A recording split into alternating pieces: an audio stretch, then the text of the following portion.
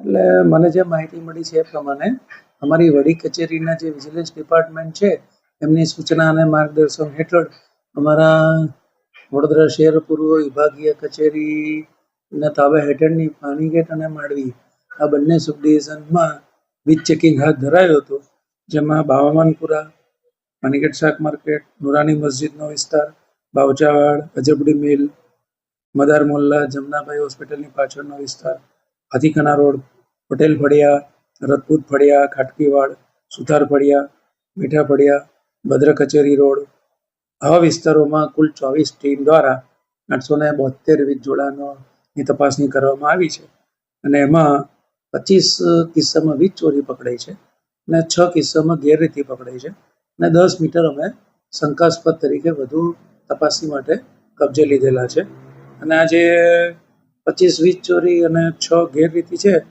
એની અંદાજે આકારની 25,37,000 થાય છે. લોડ ચાલુ કરાવી છે બસ તમારા સાહેબને પણ લોડ ચાલુ કરાવો. હું અહીં આગળ પેલી બેટરી મારું છું.